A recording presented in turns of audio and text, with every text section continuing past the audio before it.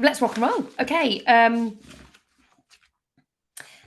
and welcome to the Home of Medicine podcast with me, Dr. Amie Burbridge. And today I'm joined by the ever brilliant and ever present. Hi, I'm Ben Lovell, consultant in acute medicine. Nice to be back. So, Ben, I've got a case for you today. And this is a case that I was asked to review in the resuscitation area of ED around a week ago. My So, favourite. I just want your thoughts because it stumped me and it stumped quite a few people. So, I'd just be interesting to see how you would approach it. Okay. Okay, so let's go. This is a 47-year-old female who came into the ED department with quite a significant background history. So she had, in her early 40s, unfortunately had a stroke. And the stroke had left her with quite a dense left hemiparesis.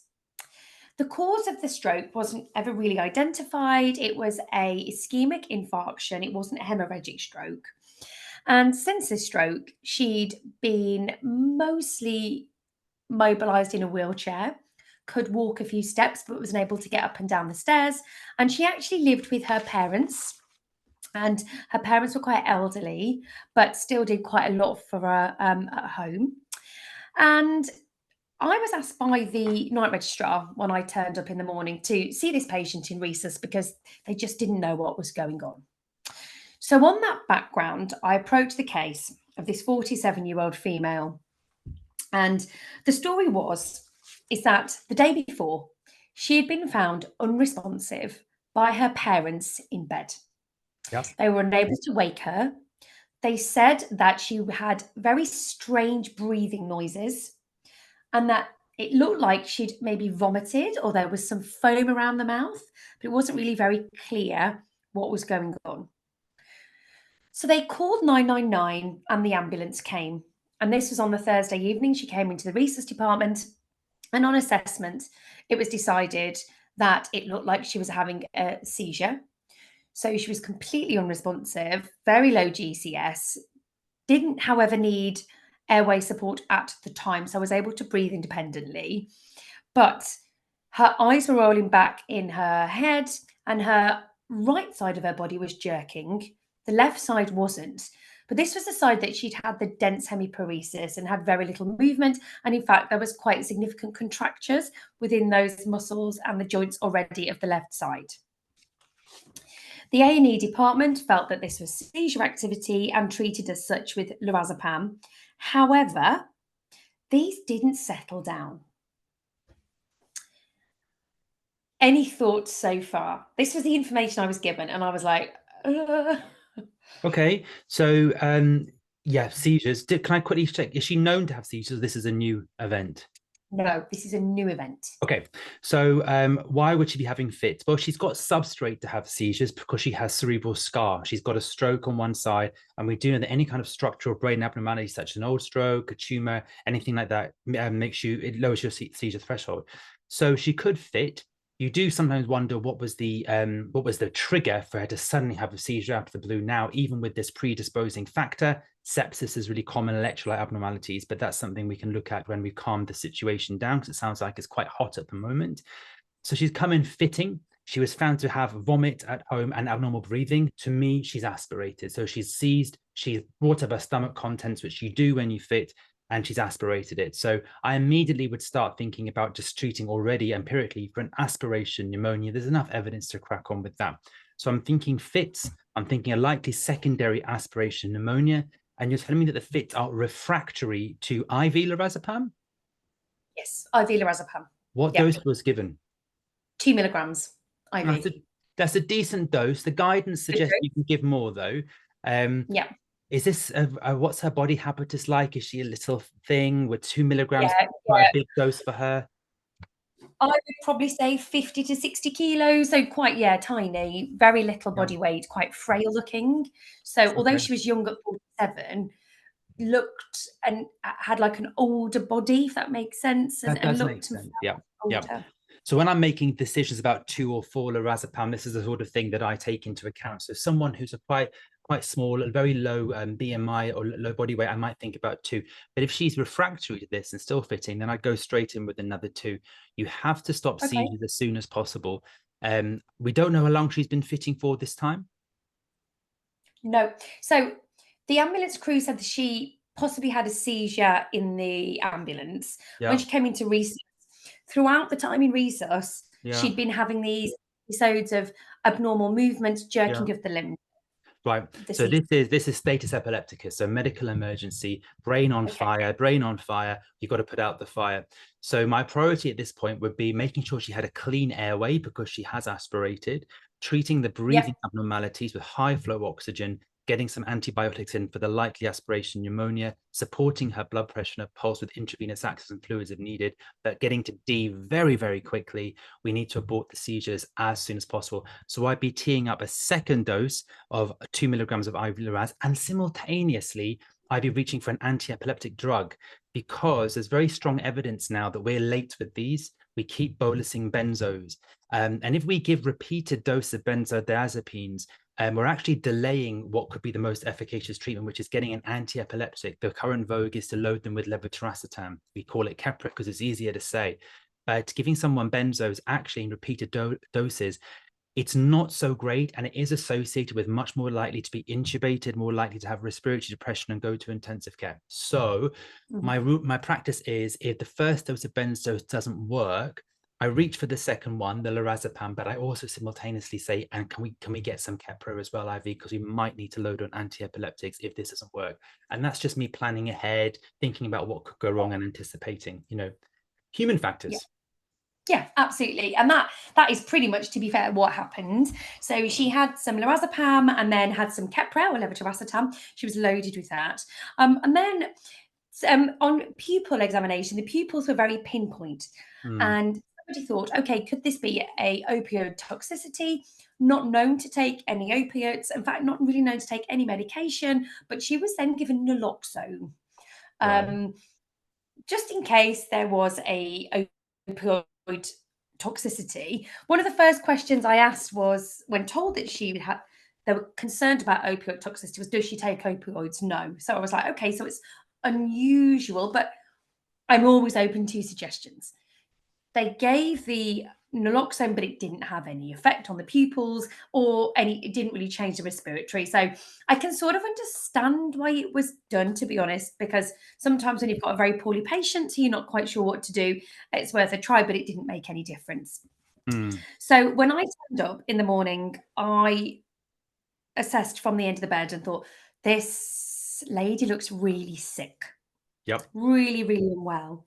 She had an nasopharyngeal tube in place. She had oxygen going through, 15 litres via a non-rebreathe mask.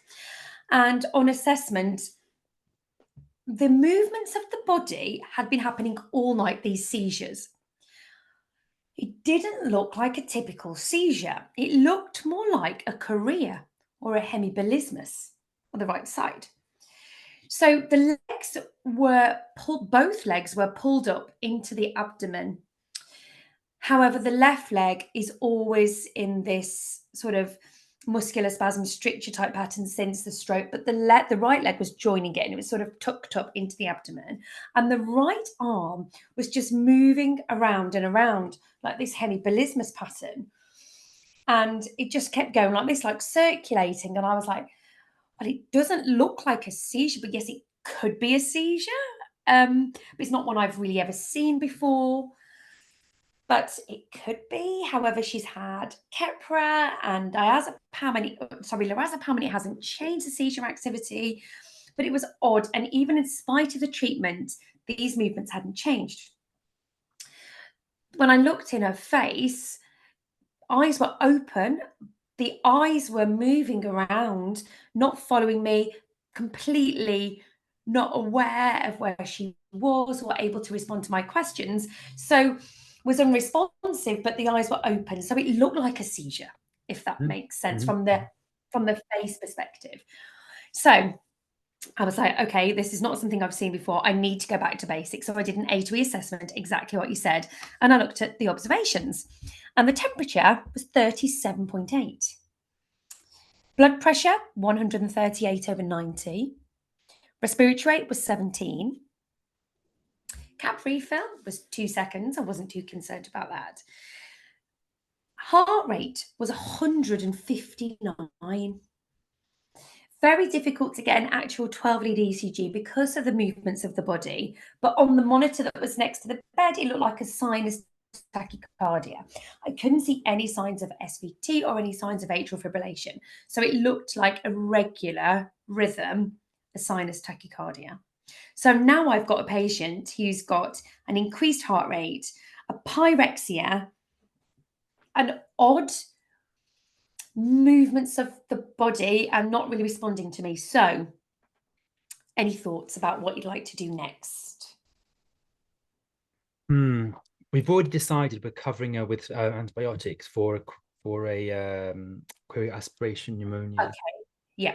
You can get a fever as a secondary SIRS response to fits, or you can have an infective driver, which is making you fit.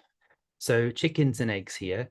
And as I say very commonly to doctors who I'm teaching and training, saying sometimes you don't know the answer is, you have to just treat individual parcel of information the best you can.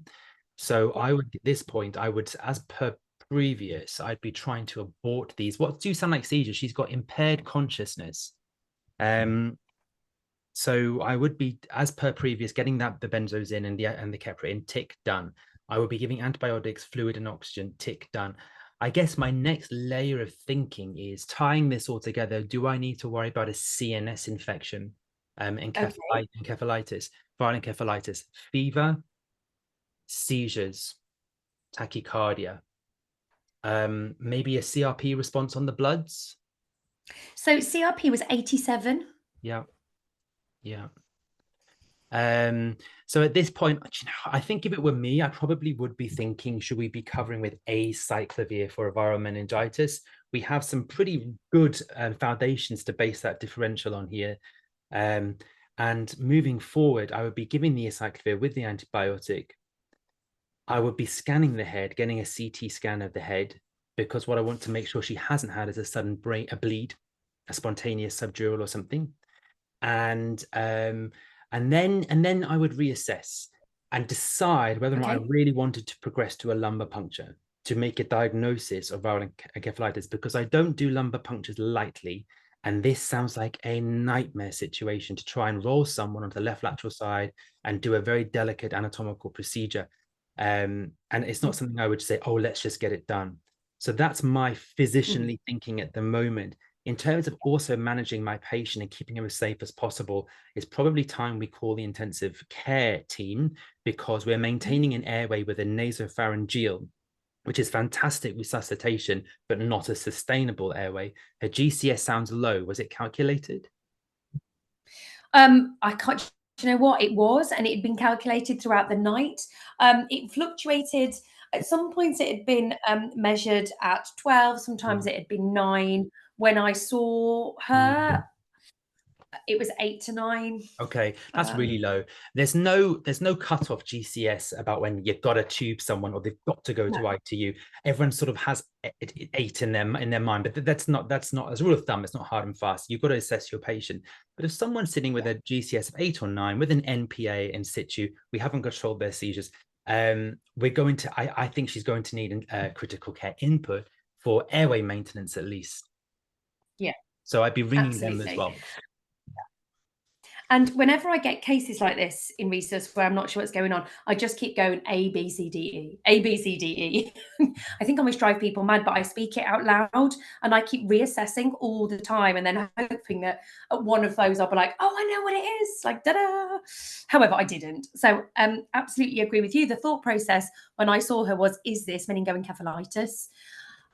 Or is it another infection that has lowered the seizure threshold in somebody who already has had previous damage to the brain and therefore is seizing because of a different type of infection? Could it be urine infection?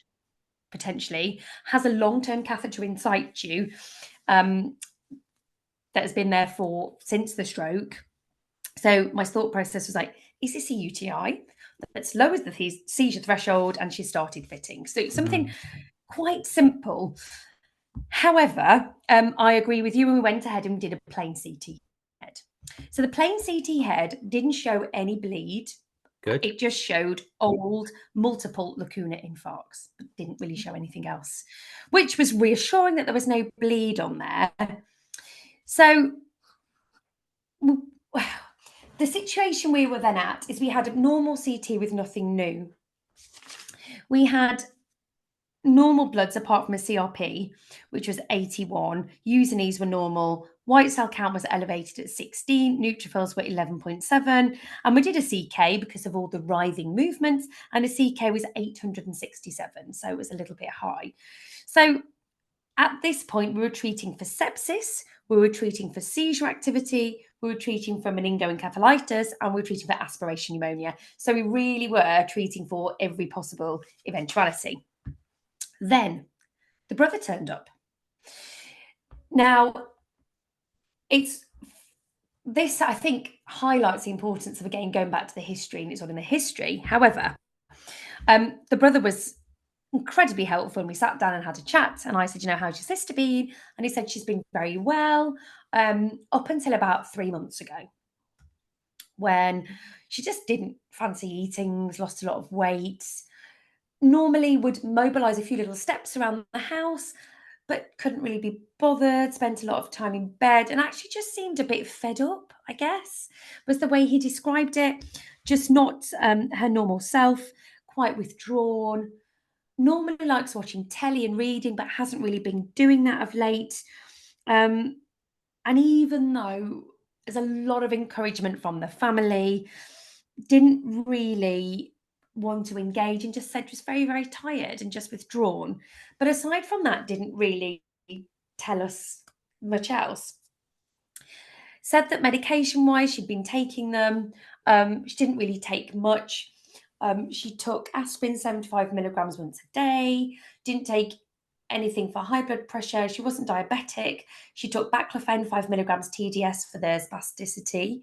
But apart from that, didn't take anything, wasn't known to be allergic to anything, wasn't a smoker, didn't think that she drank, although he wasn't sure, but wasn't convinced that she had a high alcohol intake, because I started to think, is this encephalopathy? Is this alcohol related? I was really going down every single different tangent that I possibly could. So it's quite helpful to see the brother and get that extra history that she had been a little bit more withdrawn, and maybe indicating that she was depressed.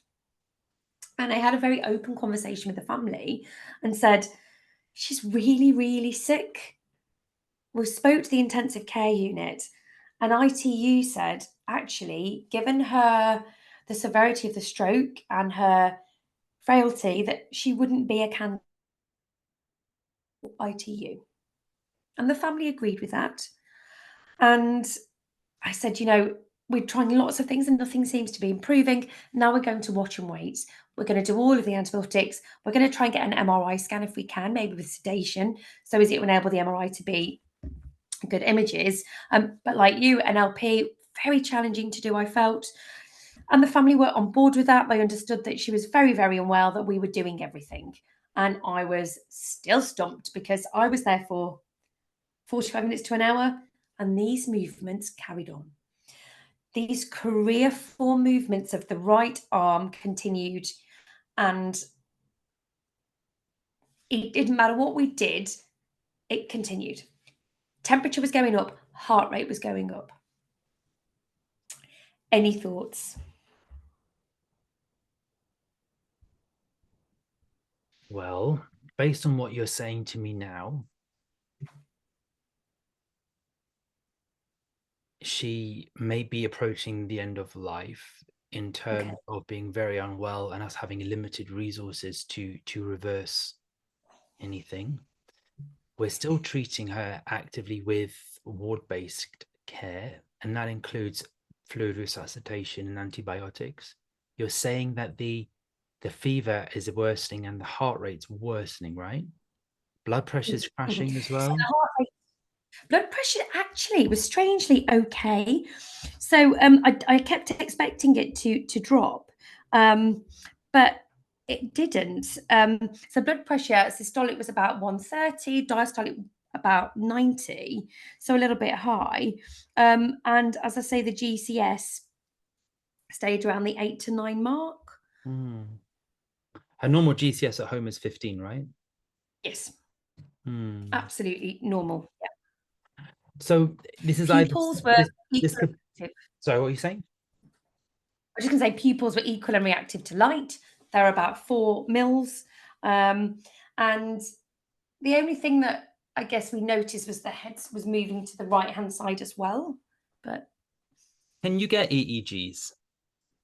yes, we can. Worth doing? On absolutely. And that was something we thought about, but she was so sick that I wasn't would that have changed anything? Yes, potentially would actually. So that was something that we did talk about. Yeah, absolutely. Good idea. Because if you did an EEG and it showed she had continuing status epilepticus despite being loaded with lorazepam and Keppra, Yeah. then you would Yeah. load her on as another agent. You load her with maybe phenytoin or something, and that's reversible. You could get some Yeah. results with that. Um, Mhm. the worsening fever and tachycardia could be due to worsening sepsis, in which case you just got to Mhm. hold hard, give her a good 24, 48 hours with the antibiotics and the Mm. antivirals with fluid support and see Yeah. if you get any wins. Um, but and your medications wise, you mentioned aspirin and what was the others? Clofen, 5 milligrams TDS. So this isn't a toxidrome. This isn't any sort of drug reaction I can think of. So I'm just going to say what I wrote in my what my thought process was. And number one was, could it be a vascular event? So we've talked about bleed and infarct, Yeah. infection, which you mentioned, meningoencephalitis. Then they've got this hemibilismus. We need the MRI. That would be very helpful. There was no trauma, no obvious autoimmune condition. And then number five, I'd wrote no obvious neuroleptic malignant syndrome or No. serotonin syndrome, hadn't been taking those medications. And then I put, could this be baclofen toxicity? Unlikely. And that was my Active thought toxicity process. makes you very drowsy. That's true, but I've got a feeling Mm. it causes hypothermia rather than hyperthermia. But I'd have to ask Dr. Google to be on the safe side. But it doesn't fit with baclofen Mm. toxicity to me. And I've never seen it before, so it wasn't something that my thought process was going down that way. But we did then get some advice from a neurologist because we were stuck, and they looked at the activity and they said it doesn't look like a seizure. However, still treat as though it is a seizure activity. Still treat for meningoencephalitis. Uh-huh. Um, think about, could it be postictal? Could it be a metabolic encephalopathy potentially? Could it be baclofen withdrawal syndrome if she hadn't been taking it? Could it be a primary infection, which we talked about? And then we did ask the question about overdose. Could this be?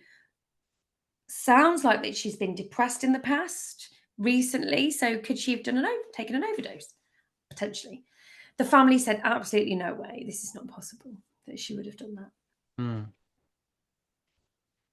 So I was stuck because I had a really, really sick individual in front of me. And genuinely, I felt like we were doing everything and it wasn't making any difference at all.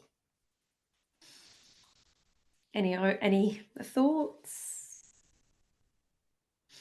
I do a lot of teaching for medical registrars or people who are about to be medical registrars, and I always ask a question at the teaching: what are you most nervous about being the med reg?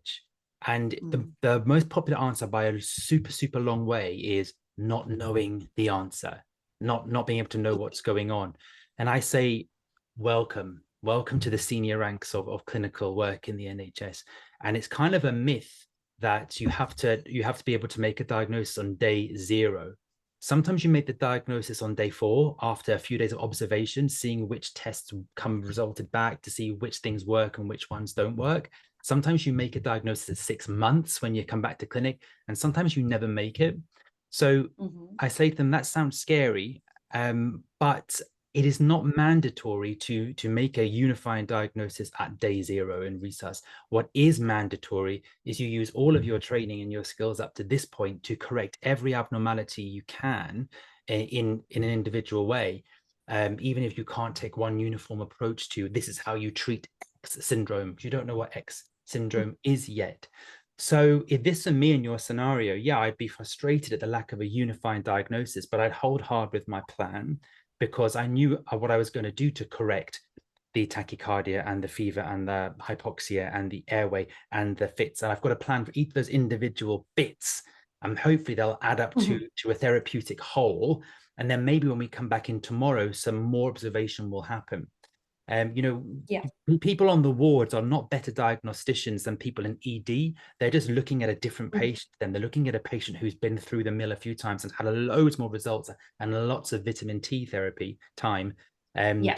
to observe what's going to happen next. So sometimes you have to put it down and say, okay, tomorrow we start again, but here's the plan to keep them safe tonight.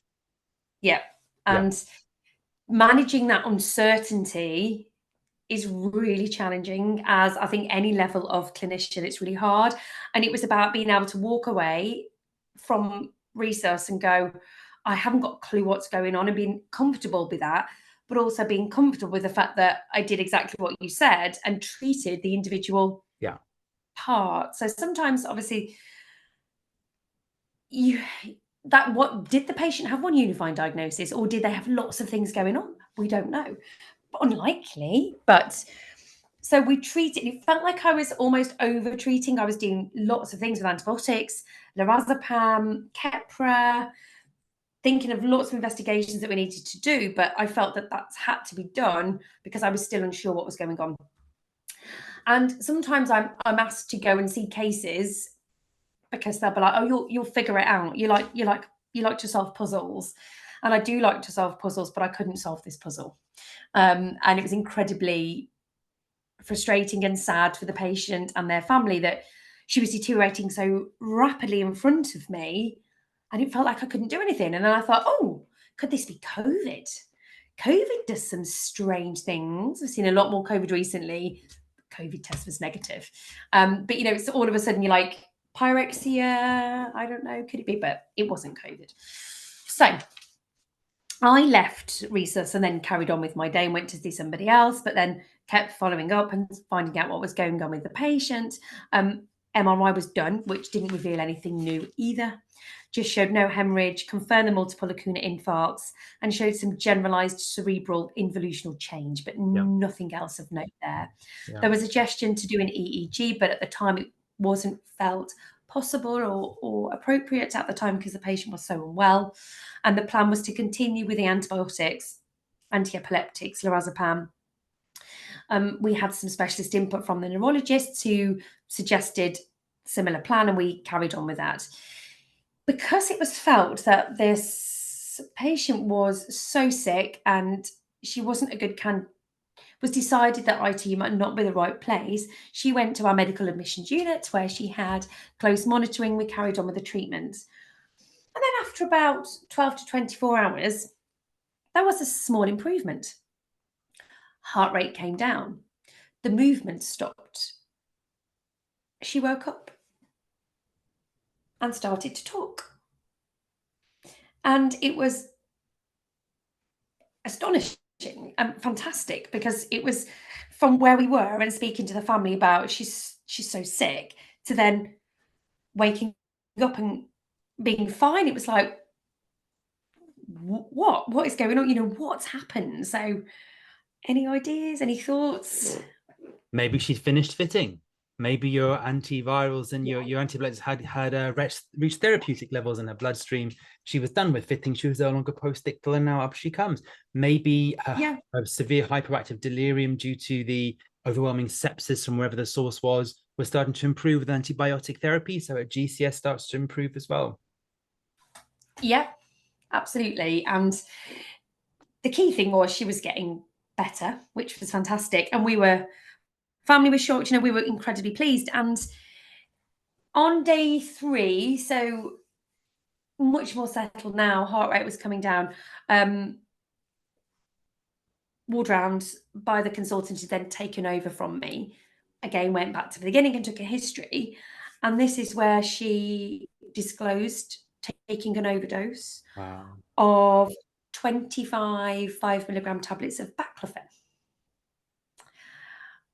And it therefore appears that a lot of the symptomatology that she had was due to significant baclofen toxicity.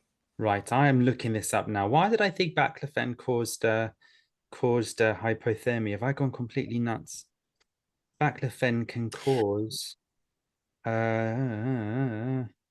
So it can. See, she obviously had quite a large overdose. It was quite significant. And it can cause delirium, it can cause respiratory depression, it can cause coma and seizures.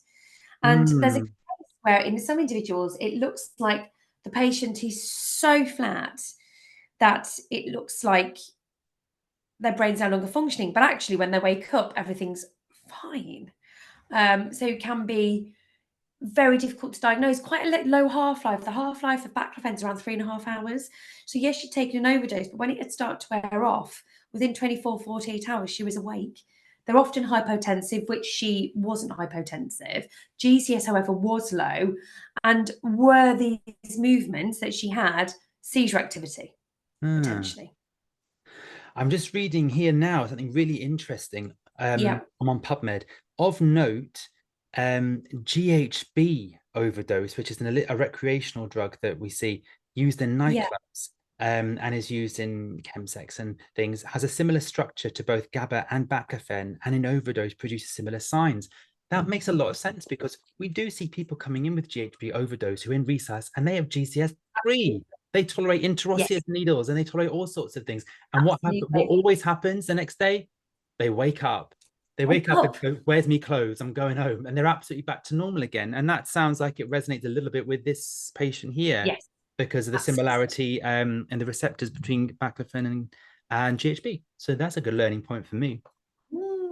Yes. And one of the things that they can get is a persistent tachycardia or a persistent bradycardia. She obviously had the persistent tachycardia. That again, when the baclofen was out of the system, it went. And It was do you think the was it hypothermia, the fever, was that due to infection, maybe aspiration pneumonia, or the baclofen, or is unknowable? so a few theories about this. Number one, yes, she definitely aspirated. There were chest X-ray findings. So Yeah. yes, was the temperature to do with that, or was the temperature due to the fact that she had these persistent seizure activity? Yeah. You know, when you've got like movements all the time, that your body then can increase its basal metabolic rate, and you have that pyrexia. And it was a low-grade fever. It was 37.8, and it stayed around 37.8 to 38.5. So was that generating the temperature? Potentially. But Very interesting. complex case, but with at least with an So answer. And she did well at the end, I hope. incredibly well, very well, absolutely fine. Good for her. Well, that's good as Yes, well. yeah. And then our thought process and what we did after was obviously referred for more psychiatric support, and she was reviewed by our crisis team, and we put in support from that angle because obviously there was an element of depression there, and actually this turned out to be a suicide attempt, which was incredibly sad. And I hope that we have got the support in place that will help her move on. But it was a sad case, but also a rewarding case that she got better and she was able to go home with no lasting effects. Good. Um, but what was really interesting as well was when to restart the baclofen. So obviously she'd taken a quite significant amount of baclofen, but also she'd been taking baclofen for so long and relied on it for her symptom control that on discharge she did go home on baclofen, and that was quite a difficult, Yeah. I think you know. reasonable. Yeah, I don't think we're in the business of withholding important medication, based on this. It sounds a bit punitive almost. So, I absolutely, mean, absolutely. Yeah, yeah. So so what were the any key learning points? points for you from this case, would you say? The learning points are every day I learn something new, just in general. So, you think you've seen everything, but you don't. And I guess it reiterated the need for me and as other clinicians to be able to handle uncertainty and to sit with that uncertainty. And it's okay to be uncertain and to share our uncertainty with others as well. And I think that's really important. And also the importance of discussing the case. So, you know, we discussed the case, lots of us together to try and come up with a unifying diagnosis. We couldn't. We did mention baclofen toxicity, but I'd actually wrote, could this be baclofen toxicity? Unlikely. So At least you wrote it down. At least I wrote it down, but I, you know, and then gone through it and I was like, oh, because I just didn't, even though we thought it, it still seemed quite unlikely. Yeah. And also what I learned was that baclofen toxicity can cause a tachycardia as well as a bradycardia, can cause a rapid delirium because she'd been well the day before and the delirium and the you know, these seizures had happened so quickly. Expect the unexpected, I guess. And I think for me, it's about going back to A to E again and just, you know, we didn't know what was going on. So we just kept focused on the airway, the breathing, the circulation, checking her glucose, checking her pupils, continuously examining to see if anything had changed and just to keep going around that when you're not quite sure what's going on. Expect the unexpected. The only certainty is uncertainty. Aren't we wise? We should write fortune cookies. Very good. I might call this podcast "Expect the Unexpected." Yeah. What are you going to take away from that case, Ben? That was a really nice nugget about the baclofen toxicity, and I can tie that. I can link that with little synapse in my brain linked to GHB overdose because now I know they have so many similarities. I'm more sensitized to it, so I might see that again in future. Excellent. Thank you so much. I hope that everybody out there's also learned something from that case. If you like the podcast, please rate and review our podcast and spread it amongst everybody so we get more and more listeners. Thanks for listening. Goodbye. Bye.